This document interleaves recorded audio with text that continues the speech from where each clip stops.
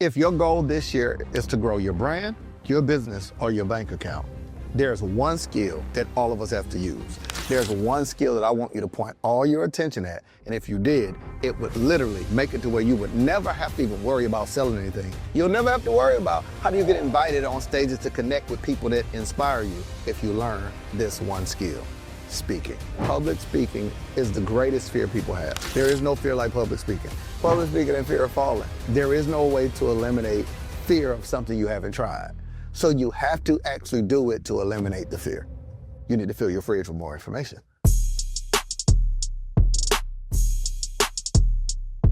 If your goal this year is to grow your brand, your business, or your bank account, there's one skill that all of us have to use. You can forget about just using social media. You can forget about focus on the next product, the next service, attending the next conference, the next networking event. There's one skill that I want you to point all your attention at, and if you did, it would literally make it to where you would never have to even worry about selling anything. People will reach out to you and say, how can I buy it? You'll never have to worry about how do you get invited on stages to connect with people that inspire you if you learn this one skill, speaking. Now, you're listening to this and you're like, Marcus, come on, bro. I know that public speaking is the greatest fear people have. There is no fear like public speaking. Fear of falling, baby.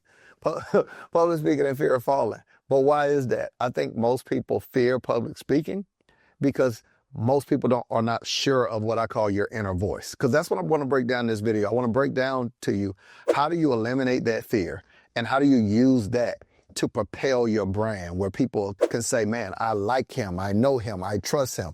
You ever watch someone and you're like, man, I feel like I can relate to them. It's the way that they communicate, not just what they do. They connect to you in a way that humanizes themselves. They don't take themselves too serious.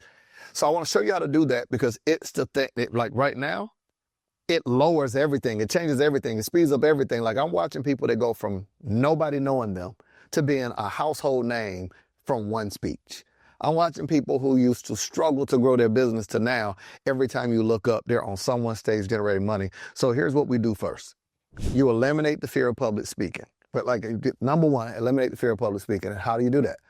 You have to change what I call your inner voice. When's the last time you actually listen to yourself? Now, before you say, I hate hearing my own voice, you gotta get over that. You gotta get over that. You're like, Marcus, what's the advice on that? Nothing. Get over it. Get over it. Because there's a lot of stuff that you're going to hate doing in your life that you're going to have to do anyway. That's what adults do. They make up in their mind, I don't feel like doing it, but I'm going to do it anyway. If it was up to me, I'd eat fried chicken every day, fried shrimp, but I don't want to be fat. So I've made a decision that I'm going to sacrifice in some areas. So public speaking is one of those things where all you have to do to eliminate fear is actually do the thing and realize that wasn't that bad. There is no way to eliminate fear of something you haven't tried. So you have to actually do it to eliminate the fear. And number two, here's what we're going to do to get better at speaking. We're going to do something that I teach all of my clients that I refer to as filling the fridge. Now, filling the fridge, this is where you, in advance, almost the same way you go to the grocery store to get groceries and put them in your refrigerator at home, this is where you go shopping for information. You go shopping for ideas, for concepts, for inspiration. You read books and say, oh man, that was really good, and you put your spin on it. You're filling your fridge with information, with ideas, with concepts, with quotes, with steps that you can walk people through. So I want you right now to think about, if you were to just Google the top books on the area you're most interested in, I want you to see what people are saying in the comments or in the reviews. So I want you to see, did they ask a question? Did they have a negative review or a positive review? And imagine if you took areas you're interested in and you just read the reviews and turned that into things you talk about. Why? You're answering very specific questions. Imagine if you looked in comments of people you follow that are at the top of your industry and you saw that there were statements people made, questions people made. I call this comment coaching, where you take the comments that people put on social media and you turn that into content that you can use to coach and help other people. It's super powerful because you know people are interested. You know that people have the question or they have the complaint, and you can turn that into content. And what it allows you to do is, instead of thinking about just talking from stage, you're answering a question. Because for most people, it's easier to answer a question than it is to just make up these raw ideas and concepts.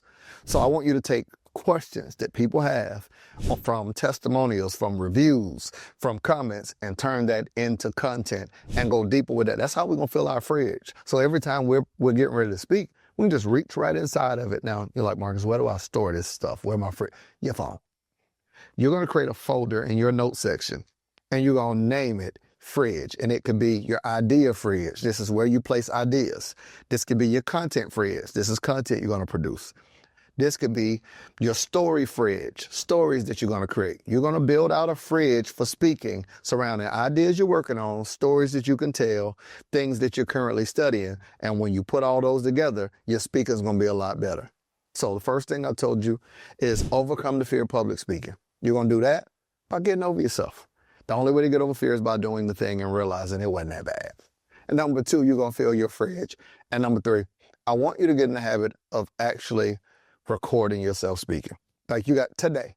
I want you right now, as soon as you finish watching me, I want you to record a video. I want you to tag me on social media or leave me a comment here to tell me that you did. Now, here's what you're going to do. You're going to do what I call the 3-minute sprint.